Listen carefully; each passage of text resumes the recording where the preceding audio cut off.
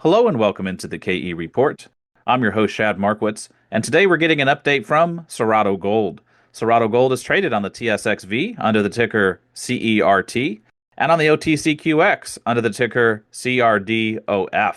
And I'm joined today with the founder and CEO of Cerrado Gold, Mark Brennan. And Mark, it's always great to have you on the show. We chatted about a month or two ago, and we were looking at the operations at that point in time out of Argentina at your Minera Don Nicolas gold mine. And now we got the financials out as of November the 28th. So I want to dive in under the hood here. You did 13,832 gold equivalent ounces, which we discussed in our last call, at an all-in sustaining cost of 19.15 an ounce.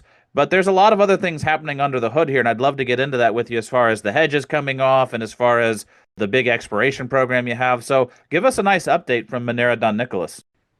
Well, we're really pleased by the evolution that we've seen, and particularly in the last year with Minera Don Nicolas.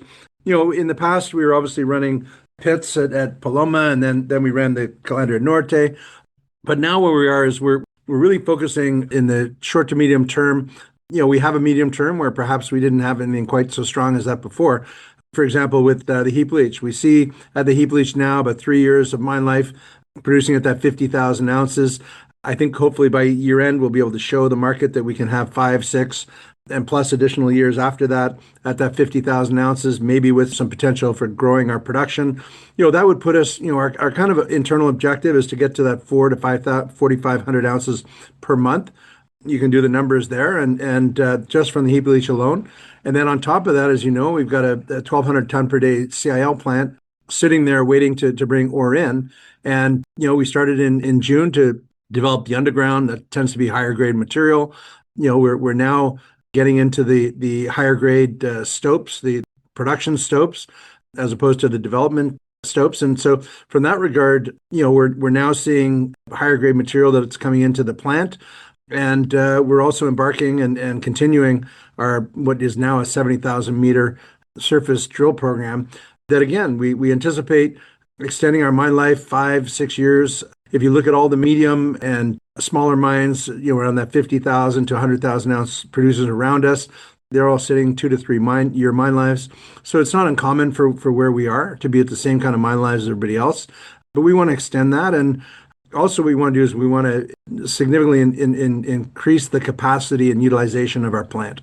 And so it'll take very, very little to drive the ounces in the plant. And those ounces, I think for every 1,000 ounces we bring in, or every gram per ton additionally we bring in, that translates into about $18 million annually for $3,800 gold. So at 4,200 gold, it's even more. So, it's not going to take a lot to really kickstart this operation and really push it highly aggressively forward. Well, Mark, let's dive in a little more granularly to a couple of the concepts you laid out. We'll just kind of rapid fire through them. As far as the leach pads, you've also looked at playing around with the sizing of it, the grind size and the recoveries. Let's just focus quick on the leach pads, how that looks moving into 2026, what you think is possible. Well, I think in terms of the objective that we have is we want to be putting 300,000 tons per month on the pad.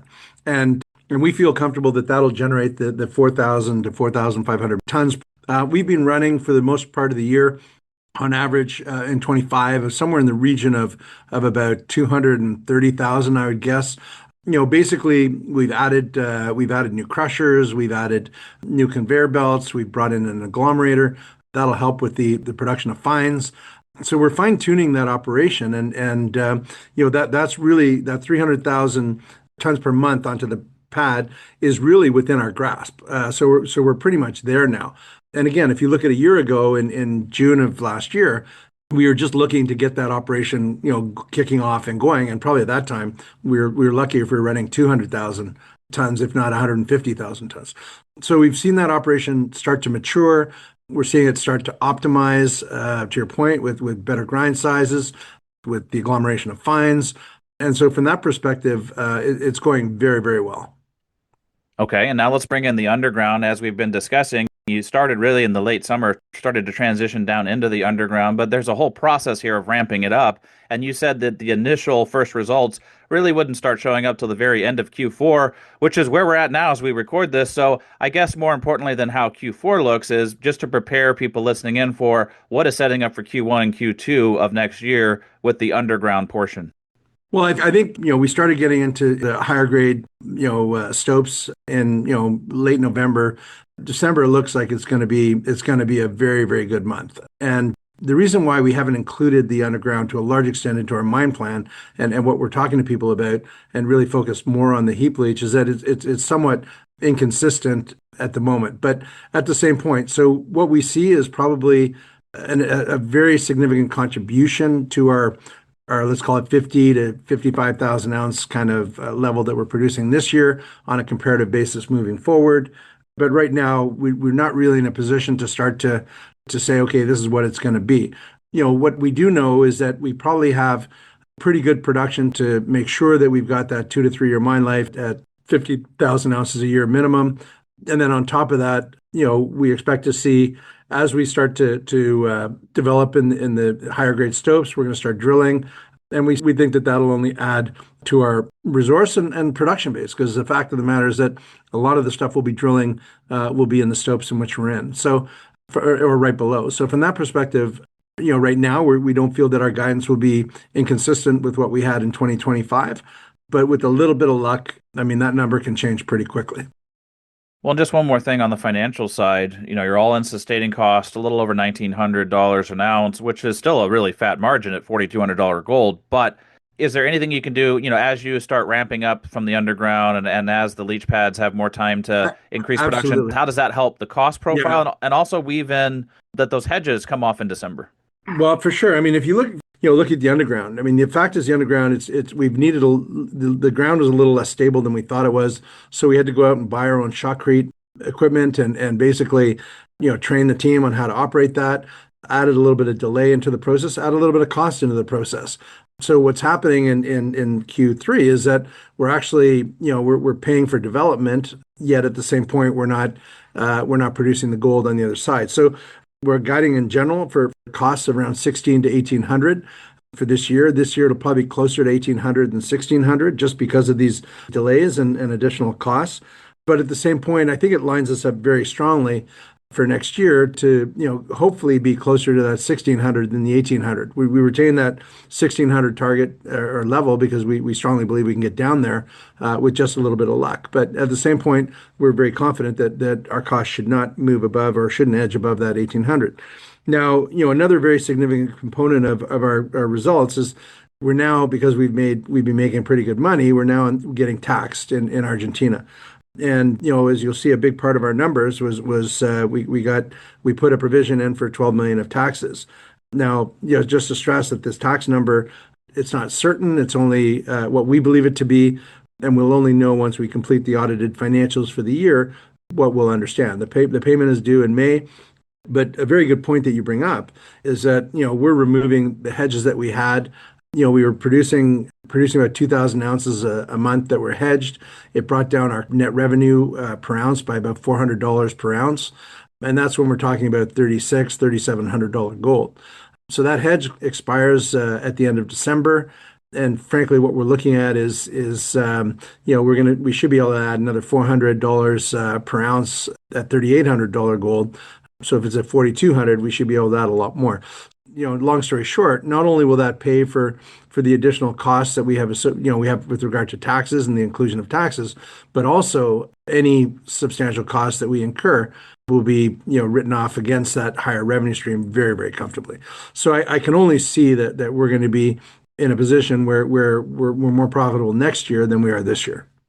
Yeah, it sure seems to be setting up that way as those hedges come off and as you bring the cost down and as the profile of the production comes up, all those things are building towards a pretty robust next year. So, and also just to add to that, I mean, our programs, for example, in the feasibility in Portugal, the programs in Quebec at Mont Sorcier, they'll come to an end.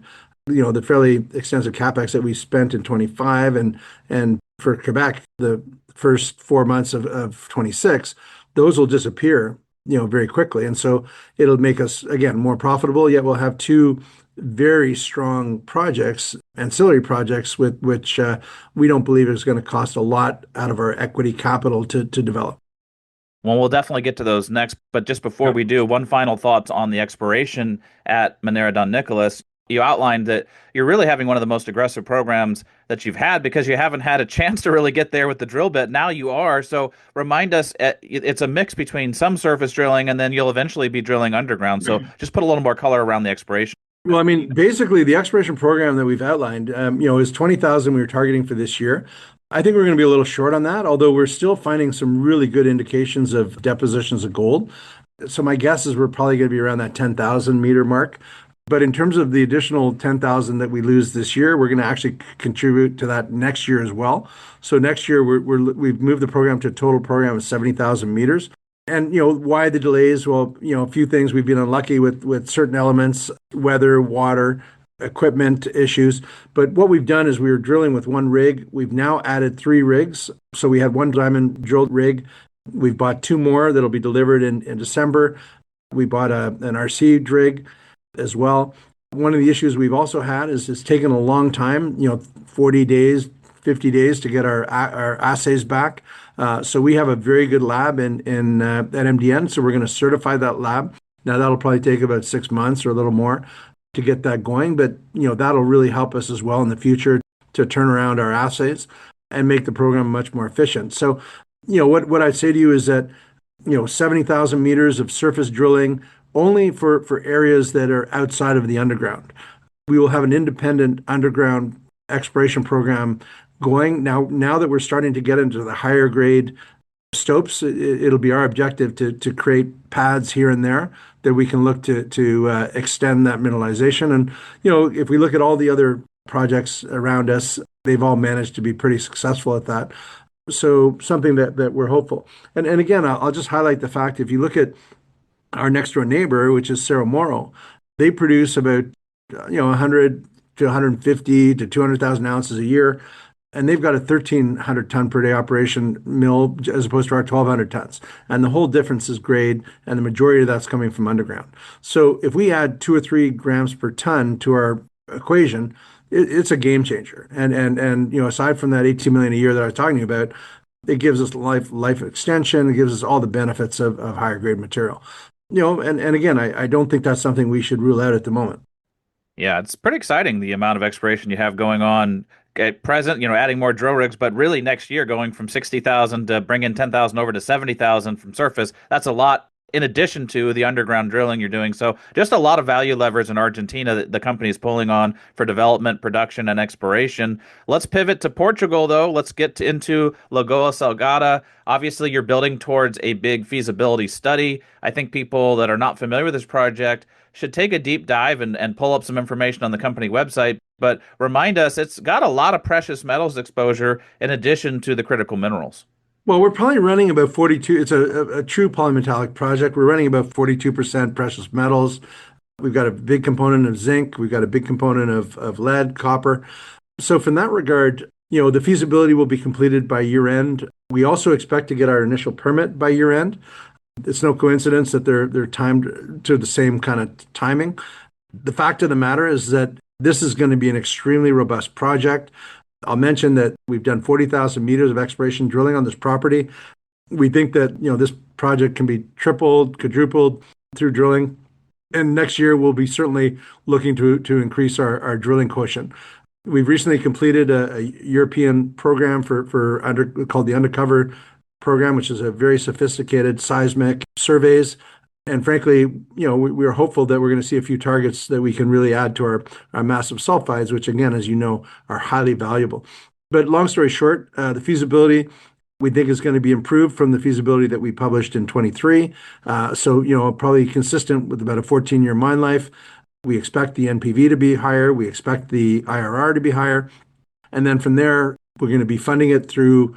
We're hopeful for support, continued support from the UK Export Credit Agency, working with Santander Bank, a very prolific bank in Spain that knows Portugal extremely well. So, we believe we can have this project up and going in 28, generating 75, 100 million of cash flow a year. to add to our portfolio. And if I look at, for example, Canaccord Genuity's metrics of companies that are in development for the base metals, not as a precious metal at this point, basically they're trading about a 5.5 times NPV. So if you use even our old study where we had 150 million US NPV, we should be getting 75 million additionally, even using the old feasibility. And if you look now as well at, look at McIlvenny Bay, which with Foran, it's got a 2 billion market cap. Go and look at that and compare it to ourselves. I mean, it's a very similar mine, but they're producing, they're looking at about a 1.2 billion capex. They're going to produce, 1.5 million tons per annum. That's not far away from where we are. So from that perspective, I think we've got a lot of value to come into these stories, first with Lagoa Salgada, and then after that, we have a feasibility coming out with Mont Sorcier in Quebec. We think it's going to be consistent with the PEA, although a little bit different metrics. We're replacing the vanadium with a very high purity, high grade iron, which is in great demand, 10% growth per annum. And then on top of that, we're looking at going from a 5 million ton per annum to 4 million tons in the first couple of years, and then growing to 8 million tons after 3 years for a 20-year mine life. We see that with about a 1.6 billion NPV or 1.5 billion NPV, consistent with the PA that we did. And the fact of the matter is, even if you add that 0.1 times multiple to that, which I think it should deserve, particularly as we're filing our environmental permit by end of 26, the reality is that's another 150 million US that shareholders, I think, should benefit from. So I think next year, we may not get the lift that we received this year, which is gratefully appreciated from the gold price. But I think through our operations and the development of the assets that we have conducted this year should really drive our market cap up multiples from where we are today. Well, Mark, let's maybe wrap it up with that point on the valuation, because the case you're making here, when you add up the sum of the parts from Minera Don Nicolas and all the expansion, and if you add more mine life onto it and improve that to the marketplace with all the exploration, the feasibility stage study that's going to be coming out by year end, and the permit for Lagoa Salgada and what that project could be worth. And then when you add in the iron project in Quebec at Mont Sorcier, and you're using a 0.1 multiple, if we used a 0.2 or a 0.3, think about what that does. Why do you think the market has mispriced Cerrado Gold so much as far as their valuation when you look at it compared to peers? I think a few things. I mean, remember, first of all, we're up probably 6 times, 7 times this year. So we've had a good capital appreciation this year. And then second of all, I think that Lagoa, to your point, a lot of people don't understand that 40% of it is silver and gold. And then the final point is, I think with the iron ore project at Mont Sorcier in Quebec, I don't think people really understand just the desire that Canadians have and that Quebec and the federal government have to drive this critical metals kind of scenario. And on top of that, what is really critical here and really important is that this is a high purity, high quality iron ore that is in great demand. Trades at about a 35% premium to most conventional 62% iron ore. So from that regard, I just don't think the market's gotten there yet. But markets always get there in the end, and we don't have a long time to wait in order to prove out our concepts. Well, I think it's an exciting place to be as a company with so many different value drivers and really a lot of different economic studies and reports coming out over the next couple of quarters, a lot of increase in production, a fantastic metals price environment, permits are coming. I mean, there's a lot going on. So for those of you listening in, definitely click on the link below down in the show notes. It takes you right over to the Cerrado Gold website, straight to their news section, where you can sign up for updates that hit your email inbox or just follow along with the news as it comes out.